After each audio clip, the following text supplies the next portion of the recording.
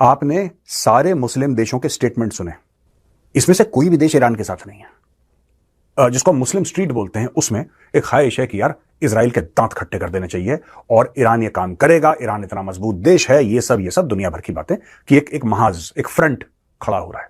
ऐसा कोई भी फ्रंट नहीं है, ऐसा कोई भी फ्रंट नहीं है दोस्तों अक्सर हम ये देखते हैं कि अरब ममालिक जो हैं वो इजराइल को क्यों नहीं छोड़ रहे और इजराइल के ऊपर कितने डिपेंडेंट हैं, लेकिन आम जो जनरल पब्लिक है वो इन चीज़ों को नहीं समझती। ये क्यों गैप क्यों है? और जितने भी अरब अवाम है या मुस्लिम पॉपुलेशन जो है वो इजराइल के खिलाफ है, लेकिन ये जो हुकूमतें हैं वो इजराइल से अच्छे ताल्लुकात रखती हैं। जो है वो तो इजराइल की सपोर्ट करेगा अगर जंग शुरू हो जाती है। There are no two views about it. Peace lover I would hope कि ये यहाँ पे ख़त्म हो जाए और ये सारा जो टेंशन बिल्ड हो रही है ये डिफ्यूज हो जाए, वरना मिडिल ईस्ट जो है वो एक्सप्लोड कर जाएगा। काफी मुस्लिम कंट्रीज के जो लोग हैं वो खुद को धोखा देते हैं कि हो सकता है कि हमारी बातों में कोई असर हो, आपकी बातों में जीरो असर है। और खासतौर से अरब कंट्रीज दोबारा नहीं चाहती कि अरब स्प्रिंग हो जाए। कोई नहीं चाहता कि अरब स्प्रिंग हो जाए। इसीलिए आपने देखा होगा किसी भी अरब कंट्री के अंदर ये किसी ने खजूर तोड़ के नहीं खाया कि कि ये बहुत बुरा करा है और हम प्रोटेस्ट करते हैं और ये करते हैं वो करते हैं। कोई कुछ नहीं कर रहा। सऊदी अरेबिया, जॉर्डन, इजराइल होके ग्रीस करके ये यूरोप की तरफ जाता है। सो इस कनेक्टिविटी प्रोजेक्ट से ईरान को ये महसूस हुआ कि ये जब सब मिल जाएंगे मैं तो अलग थलग पड़ जाऊंगा, और ये स्ट्रेटेजिक पार्टनरशिप जो है इसको तोड़ना है, पूरा इस्लामिक वर्ल्ड पर इसका असर पड़ेगा, मेरे वजूद का क्या होगा। Arab nations also opened their airspace, allowing Israel's British and American allies to defend it. The Arabs host Western air defense systems, surveillance and refueling aircraft as well. All of this would have been used in the defense of Israel. जय हिंद दोस्तों, कल BBC की तरफ से एक article लिखा गया जिसमें यह बताया गया कि 75% से ज़्यादा इस्लामिक देश ये मानते हैं कि ईरान ने जो इजराइल के ऊपर हमला किया उसमें ईरान की गलती है, और इस कॉन्फ्लिक्ट में कहीं ना कहीं morally ethically 75% Muslim country Iran के साथ खड़े नहीं है।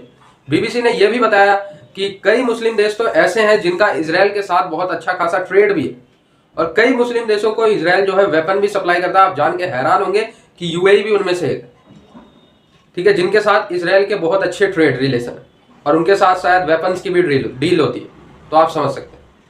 बीबीसी ने यह भी बताया कि जो सिर्फ 25% इस्लामिक देश है, पाकिस्तान और ऐसे जो एक्सट्रीमिस्ट तत्वों को हमेशा से सहायता करते रहे हैं, ऐसे ही लोग सिर्फ ईरान के साथ खड़े हुए नजर आ रहे हैं, वो भी मोरली, ठीक है, और कोई हेल्प नहीं कर सकते, ना सैन्य मदद कर सकते हैं, ना आर्थिक मदद कर सकते हैं, बस मोरली ईरान के साथ 25% इस्लामिक कंट्री खड़े हैं, जिनमें से अधिकतर बर्बाद कंट्री इन द सेंस कि लेबनान खड़ा है, सीरिया खड़ा है, पाकिस्तान खड़ा है, यमन खड़ा है।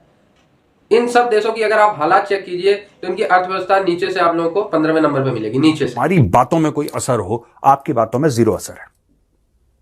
और खासतौर से अरब कंट्रीज दोबारा नहीं चाहती कि अरब स्प्रिंग हो जाए। कोई नहीं चाहता कि अरब स्प्रिंग हो जाए।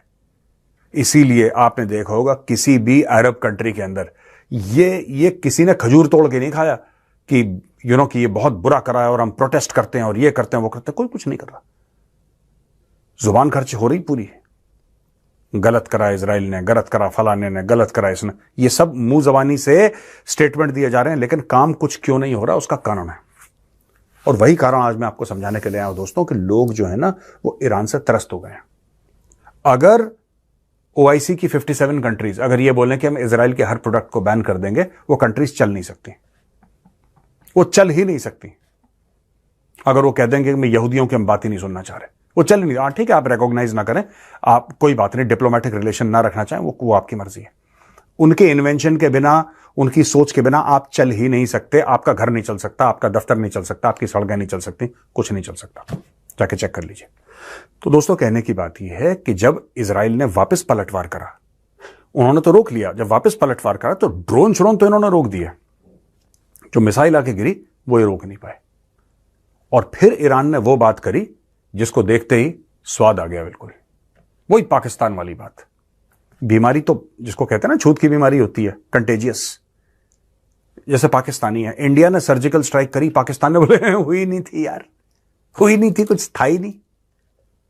इंडिया ने बालाकोट करके 300 से ज्यादा जैश ए मोहम्मद के आतंकवादी मारे, हुई नहीं थी यार, कुछ पेड़ गिरे थे और कुछ कौवे मर गए थे, बस दैट्स ऑल। तो ये जो स्ट्रेटजी है पाकिस्तान की, यही ईरान ने अपनाई।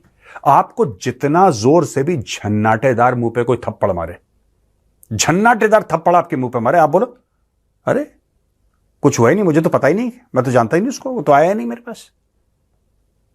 ये सब प्रोपेगेंडा है, यहूद और हनूद की साजिश है ये सब, बस यही रिपीट करते रहो। बात यह है कि इजराइल ने बिल्कुल ठीक, इजराइल का यह मन नहीं था कि हम गिराएं ईरान पर, ठोक दें ईरान को। अगर इजराइल चाहता ना, इजराइल के पास ऐसे वेपन्स हैं, ऐसे प्लेटफॉर्म हैं कि ईरान को पता नहीं लगता कि मिसाइल कहां से गई और कहां से आई। कितने डिपेंडेंट हैं जो जॉर्डनियन फाइटर पायलट्स हैं जो इजराइल को डिफेंड करते हैं।